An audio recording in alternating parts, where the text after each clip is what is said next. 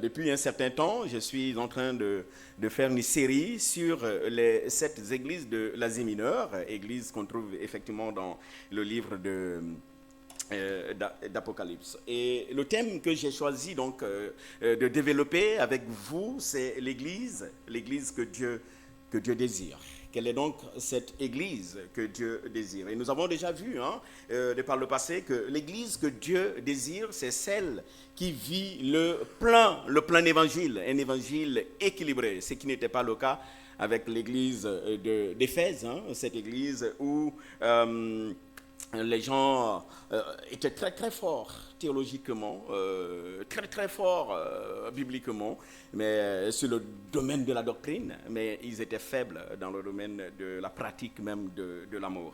Et puis nous avons vu aussi que l'église que Dieu désire, c'est celle qui exerce la piété, c'est celle qui vit sa foi avec fidélité, comme l'était l'église de Smyrne. Le Seigneur félicite cette église qui, malgré la persécution, malgré les difficultés, a pu tenir ferme.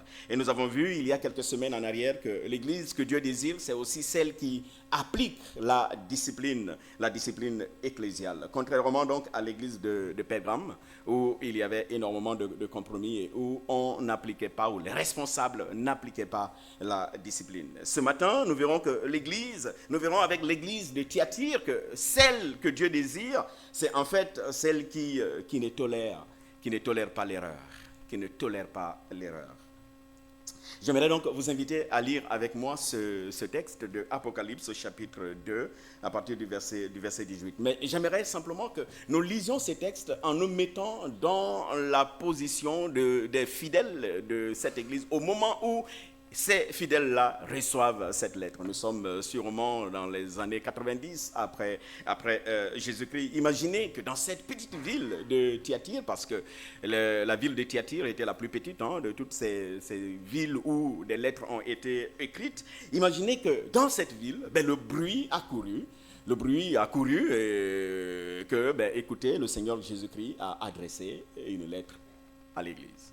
Imaginez que vous soyez membre de cette communauté et que vous entendiez dans la semaine, en fait, le Seigneur nous a adressé une lettre. Il a écrit une lettre à l'église de Boulogne-Billancourt. Imaginez ce qui pouvait éventuellement se passer en ce moment-là. Imaginez l'empressement des fidèles à venir le dimanche matin et à écouter ce message que le Seigneur nous a adressé. Imaginez la tension qui pouvait véritablement être palpable. Sûrement, très très tôt, le dimanche matin, tous ont pris d'assaut les locaux de l'église parce qu'ils veulent écouter, ils veulent entendre ce que le Seigneur leur a adressé comme message. Et pendant qu'on attend, quelqu'un élève la voix dans la salle. Quand on va la lire, cette lettre-là, on ne fait qu'attendre. Et le monsieur qui porte la lettre dit, attendez, on attend que tout le monde soit là. Sûrement parce qu'il y avait des retardataires aussi dans cette église. Non, on veut que tout le monde soit là. Et quand tout le monde sera là, nous allons lire cette lettre. Puis vient le moment où on commence la lecture de cette lettre. Et on commence la lecture par la présentation de l'auteur de cette lettre, une présentation majestueuse de Jésus-Christ. Et puis, on arrive à l'église d'Éphèse. Imaginez la réaction des fidèles de Thyatire. Eux, ils ont quand même perdu leur premier amour. Ils auraient dû tenir ferme là. Mais bon, ils ont perdu leur premier amour. Puis vient l'église de Smyrne. Cette église persécutée, cette église était pauvre, mais quand même, ils sont restés fidèles. C'est une bonne église. Bravo à vous. Et puis c'était le tour de l'église de Pergame. Tellement de compromis dans cette église-là. Ils auraient dû appliquer la discipline, mais ils ne l'ont pas fait. Et après, on arrive à notre texte de ce matin, l'église de Thyatire. Et les fidèles de dire, en fait, c'est notre tour maintenant. On va écouter ce que le Seigneur a à nous dire. Écrit à l'ange de l'église de Thyatire, voici ce que dit le Fils de Dieu. C'est lui qui a les yeux comme une flamme de feu et dont les pieds sont semblables à du bronze ardent. Je connais tes œuvres, ton amour ta foi, ton service, ta persévérance. Je sais que tes dernières œuvres sont plus nombreuses que les premières. Imaginez la joie qui pétille sur les yeux des membres de cette communauté. Sûrement à l'intérieur, quelques-uns disaient « Ouais, ça c'est nous ça. Bravo. » Mais, on se demande pourquoi il y a toujours les mais dans la parole de Dieu. Mais ce que j'ai contre toi, c'est que tu laisses faire Jézabel, cette femme qui se prétend prophétesse. Elle enseigne et égare mes serviteurs pour qu'ils se livrent à l'immoralité sexuelle en mangeant les viandes sacrifiées aux idoles. Je lui ai donné du temps pour changer d'attitude, mais elle ne veut pas se détourner de son immoralité. Voici, je vais la jeter sur un lit et envoyer un grand tourment à ceux qui commettent l'adultère avec elle, s'ils ne se repentent pas de leurs œuvres. Je frapperai de mort ces enfants et toutes les églises reconnaîtront que je suis celui qui examine les rangs et les cœurs. Et je traiterai chacun de vous conformément à ses œuvres. Quant à vous, les autres croyants de Thyatire, qui n'acceptaient pas cet enseignement et qui n'avaient pas connu les profondeurs de Satan comme il les appelle, je vous dis, je ne mettrai pas sur vous d'autres fardeaux. Seulement, ce que vous avez, tenez-le fermement jusqu'à ce que je vienne. Au vainqueur, à celui qui accomplit mes œuvres jusqu'à la fin, je donnerai autorité sur les nations. Il les dirigera avec un sceptre de fer, comme on brise les vases d'argile, ainsi que moi-même j'en ai reçu le pouvoir de mon Père. Et je lui donnerai l'étoile du matin. Que celui qui a les oreilles écoute ce que dit l'Esprit aux églises.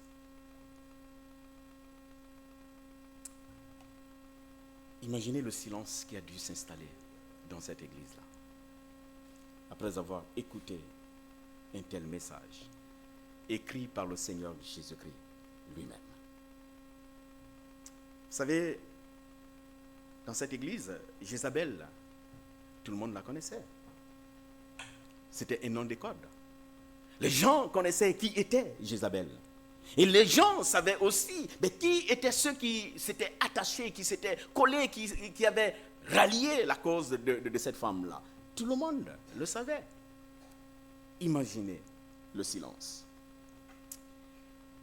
Bien-aimés frères et sœurs, comme à son accoutumée, le Seigneur Jésus-Christ commence toujours par féliciter son Église. Il commence par féliciter cette église-là, cette église dont était issue Lydie. Il dit Lydie qui était cette marchande de pourpre originaire, et elle était originaire de la ville de Thyatire. Vous pouvez trouver cela dans Actes chapitre 16, verset 14. Le Seigneur commence par louer la bonne conduite de cette église. Je connais tes œuvres. Je connais tes œuvres, ton amour, ta fidélité, ton service, ta persévérance. Je connais ton œuvre. Vous savez, l'apôtre Jacques nous dit qu'une foi authentique se manifeste. Elle se manifeste par les œuvres. Non, la confession de foi et la conduite ne peuvent pas être séparées. Notre credo et notre vie au quotidien doivent véritablement marcher ensemble. Quelqu'un qui croit au Seigneur Jésus-Christ, sa vie change. Il devient une nouvelle créature. Quelqu'un qui croit au Seigneur Jésus-Christ, il marche dans une nouveauté de vie. Oui, la foi authentique s'est traduite par les œuvres. Mais en fait, la réciproque n'est pas vraie. Bien-aimés frères et sœurs, les bonnes œuvres ne sont pas forcément synonymes de foi. Et là, dans ce texte-là, on voit clairement que ces chrétiens de Thyatire avaient allié leur foi, ils avaient allié la foi à leur pratique au quotidien. Peut-être qu'ils exerçaient beaucoup d'œuvres bonnes au milieu d'eux. Peut-être qu'ils exerçaient un ministère auprès des pauvres. Peut-être qu'ils exerçaient un ministère auprès des personnes âgées. Peut-être même ils exerçaient un ministère auprès des marginaux, des réfugiés, des exilés. Peut-être qu'ils soutenaient les œuvres chrétiennes. les œuvres missionnaires. Jésus les félicite pour cela. Le Seigneur relève que dans cette église, il y avait de l'amour. Sûrement un amour ardent pour le Seigneur, mais aussi un amour ardent pour les frères et pour les sœurs. Ces chrétiens étaient sûrement sensibles aux besoins des autres. Ils étaient sûrement sensibles, capables de se porter secours, prompts à servir. Ces chrétiens étaient sûrement pleins de patience les uns vis-à-vis des autres. C'était sûrement une église où la diversité ethnique, la diversité culturelle n'était pas un frein au vivre ensemble, plutôt une bénédiction, plutôt une richesse, bien-aimés frères et sœurs. On pouvait y voir dans cette église, on pouvait y voir de manière manifeste l'expression même de l'amour décrit dans 1 Corinthiens chapitre 13, versets 4 à 7. Un amour qui ne cherche pas son propre intérêt, qui ne cherche pas simplement ce qui lui plaît, mais qui regarde et qui pense aussi aux autres. Un amour qui ne s'irrite pas contre les autres. Un amour plutôt qui pardonne même les erreurs des autres et qui est prêt à supporter tout.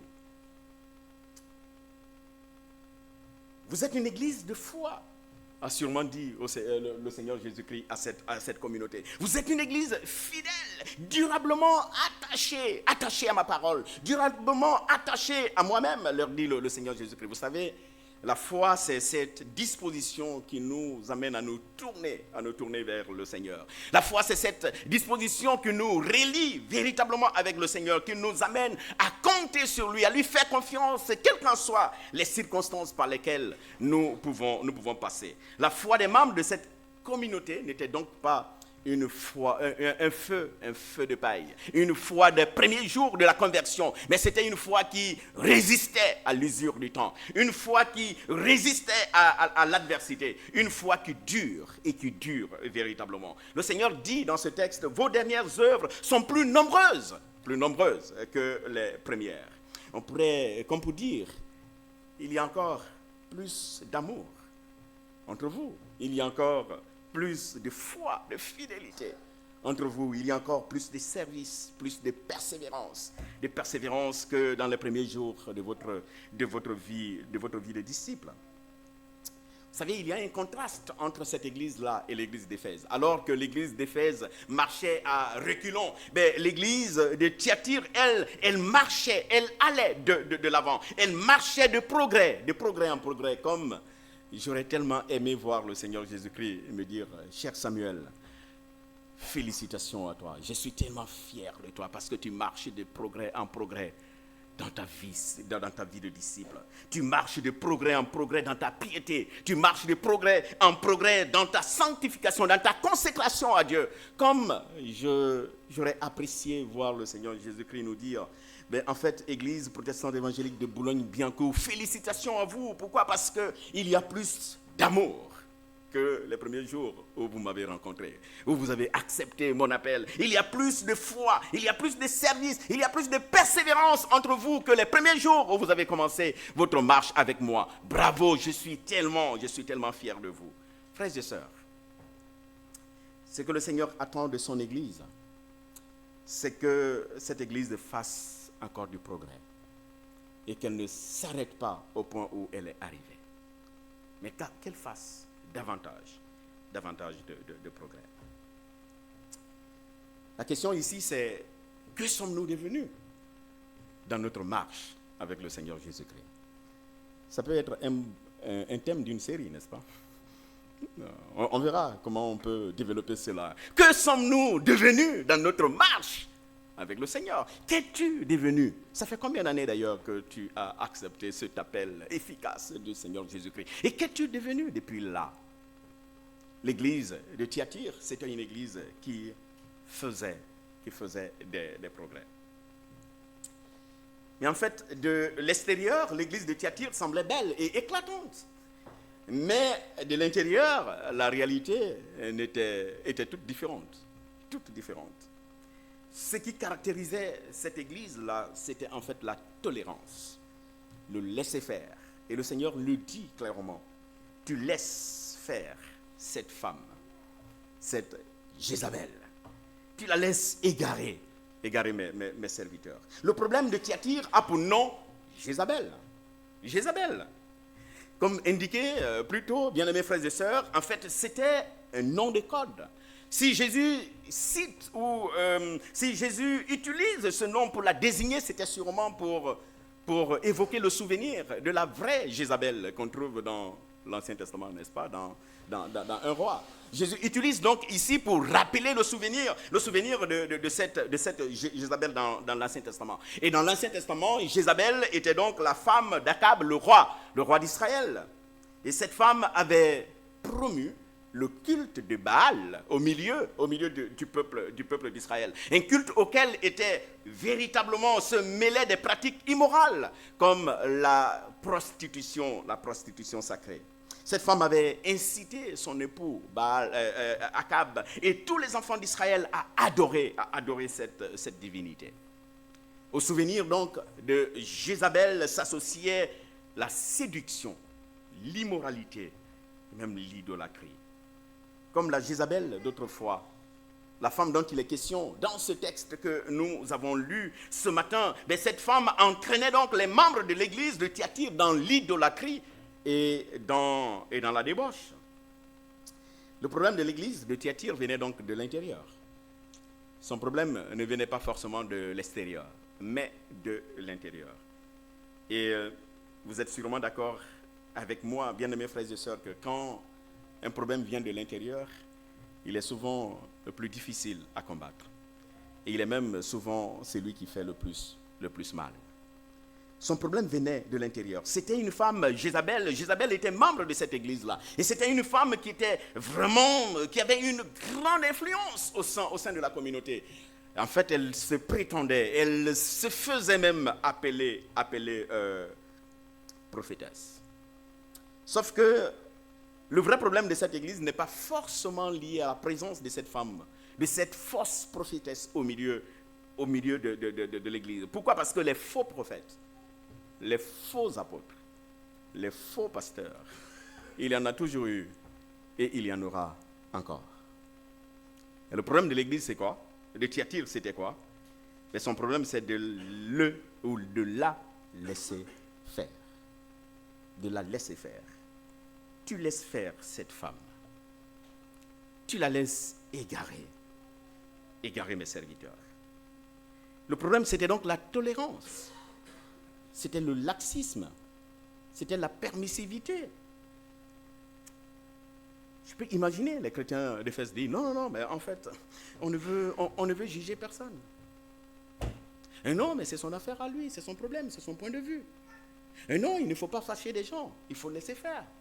En tout cas, il aura à rendre compte, c'est son affaire à lui. Moi, je ne mets pas ma bouche dans ça, ce n'est pas mon affaire à moi. Frères, sœurs, il y a une certaine discipline qui caractérise l'église de Jésus-Christ. On ne fait pas tout ce qu'on veut dans la maison de Dieu. Il y a de l'ordre. Et cet ordre-là doit être véritablement respecté. On ne fait pas tout ce qu'on veut. Pourquoi? Parce que notre Dieu est un Dieu d'ordre.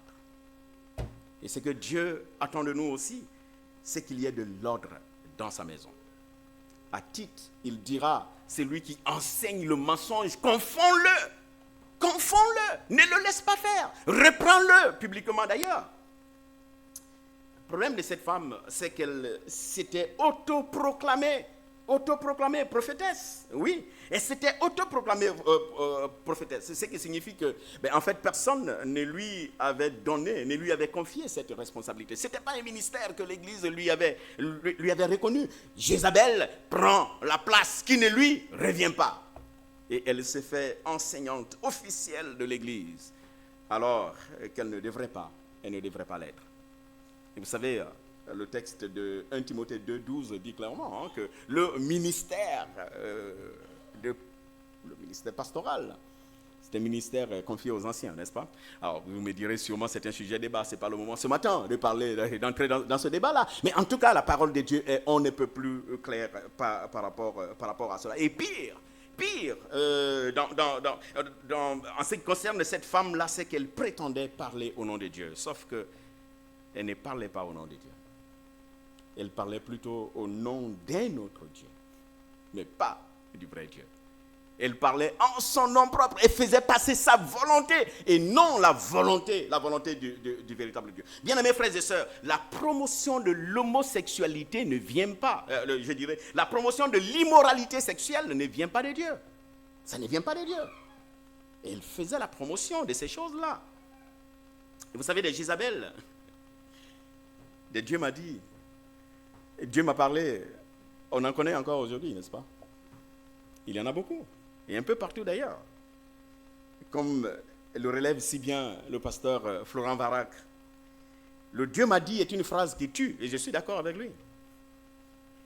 Quand quelqu'un dit Dieu m'a dit, on fait quoi? On obéit. Parce que quand Dieu a parlé, on ne peut plus rien dire. On ne peut pas contredire Dieu. Qui suis-je pour contredire Dieu? Quelqu'un a dit Dieu m'a dit, je dis Amen. Or, Dieu a déjà parlé, n'est-ce pas?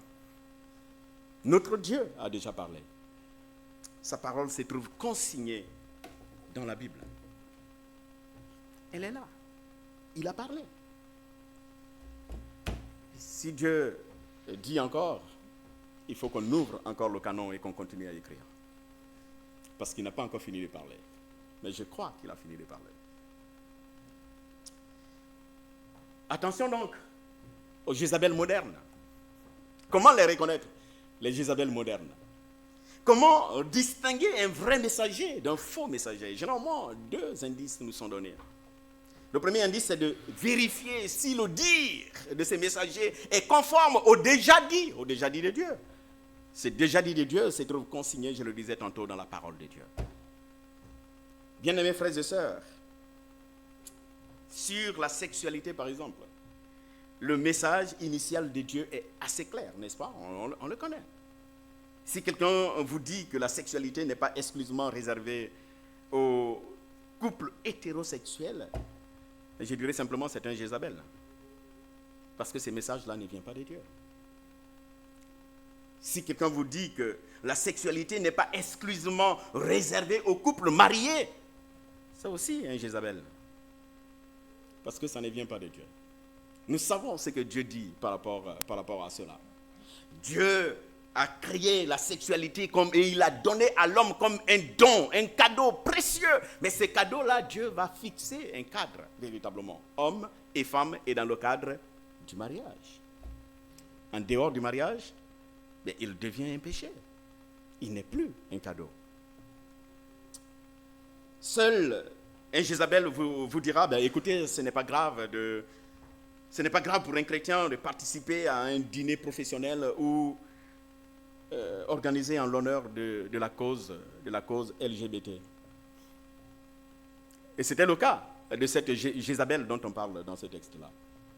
Non, en fait, vous pouvez participer au culte, aux manifestations, où on peut adorer des idoles, où on peut pratiquer des choses. Ce n'est pas grave. En fait, le plus important, c'est vous, c'est votre foi, c'est votre attachement au Seigneur. Frères et sœurs, le premier indice pour connaître le vrai envoyé de Dieu, c'est de vérifier si son message est conforme à ce que Dieu a déjà dit. Et le second indice, c'est d'examiner si le but de ces messagers est de diminuer afin que le nom de Jésus-Christ soit exalté, élevé, vu. Voici le second indice. Siméon, quand il a eu l'enfant Jésus dans ses bras, et dans son discours, il dira, moi, je diminue afin que lui, il puisse désormais s'élever. Attention donc à ces Jézabel de ces derniers temps. Je suis frappé, bien-aimés frères et sœurs, par la patience du Seigneur Jésus-Christ. Une patience qui dit, je lui ai laissé le temps nécessaire pour se repentir.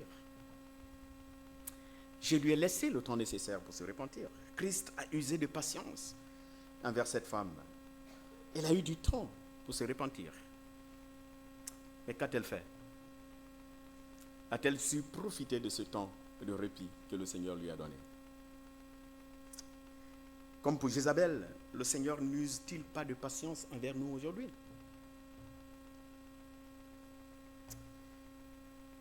Combien de temps le Seigneur nous laisse-t-il l'occasion de nous repentir, de renoncer à ces péchés-là, ces péchés auxquels nous sommes attachés et que nous avons du mal à dompter? Sommes-nous vraiment en train de profiter de la patience de Dieu ou d'en abuser? Ce texte décrit le regard de Dieu comme un regard de feu, un regard qui pénètre tout. Rien n'échappe au contrôle de Dieu. Ce que nous essayons de dissimuler, nos secrets cachés, ces péchés que nous cachons au plus profond de nous-mêmes, rien n'échappe au regard de Dieu. Son regard est un regard de feu, nous dit la parole de Dieu. Et ce regard de feu lui permet de voir même nos pensées. Ce regard de feu lui permet de voir nos motivations les plus profondes et les plus intimes. Non, rien n'est caché au Seigneur. Il le dit d'ailleurs lui-même dans ce texte-là. Il est celui qui sonde nos pensées et nos désirs les plus intimes. Il est celui qui sonde les cœurs. Il nous connaît. Nous avons donc dans ce texte-là un rappel. Un rappel que nous vivons tous tel que nous sommes sous le regard de notre Dieu. Nous vivons sous le regard de notre Dieu. Il observe tout. Il observe notre conduite. Mais il est aussi un Dieu rempli de patience. Mais attention, pourquoi? Parce que ce texte nous rappelle que la patience de Dieu est limitée. La patience de Dieu a une date de péremption. Le problème, c'est qu'on ne connaît pas la date de péremption. Personne ne connaît quand est-ce que cette patience-là va s'arrêter. Attention donc. C'est une invitation, bien-aimés frères et sœurs, à être sages. Repens-toi. Et quand est-ce faut-il se repentir? Maintenant. Pourquoi? Parce que demain peut être trop tard. C'est maintenant qu'il faut le faire. Quelle est donc cette église que Dieu désire? C'est bien cette église qui persévère. Oui, qui persévère dans la foi reçue. C'est cette église qui persévère dans la vérité. Ce que vous avez reçu, tenez ferme. Ne lâchez pas. Ne lâchez pas. Paul dira la même chose à Timothée, son fils. Mais toi, reste attaché à ce que tu as appris et reçu avec une ferme conviction, une entière conviction, sachant de qui tu l'as reçu. Chers frères et sœurs, sachez que dans ces jours qui sont les nôtres, des Jézabel, nous en aurons encore. Il y en a. Elle enseigne des choses contraires à la saine doctrine. Mais toi, dit le Seigneur Jésus-Christ, reste attaché à ce que tu as appris. Reste attaché à ta foi. Reste attaché à la parole de Dieu. L'appel de Dieu pour toi ce matin, pour moi ce matin, c'est en fait de nous positionner pour lui. Nous positionner pour lui. L'appel de Dieu, c'est de nous positionner entre deux manières de vivre. Nous positionner entre deux manières de penser. L'appel de Dieu pour toi ce matin, c'est de te positionner entre deux voies. La voie de Jézabel et la voie du Seigneur. Je suis conscient que la tâche n'est pas facile. Mais le jeu en vaut la chandelle, n'est-ce pas? Le Seigneur dira à celui qui tiendra ferme dans la vérité, je lui donnerai quoi? L'autorité sur les nations. Je lui donnerai l'autorité sur les nations. C'est une vie de victoire qui est ici promise à celui qui reste attaché à la vérité. Pourquoi? Parce qu'il appartient, cette personne, au Fils de Dieu. C'est lui à qui tout pouvoir a été donné dans les cieux et sur la terre. Le Seigneur Jésus dit au vainqueur, je lui donnerai l'étoile du matin. L'étoile du matin est donc cette promesse que cette personne participera à la gloire de Dieu à venir. La gloire de Dieu à venir. Et ce texte finit par un appel lourd de conséquences. Que celui qui a des oreilles pour entendre, écoute la voix de Dieu. Amen.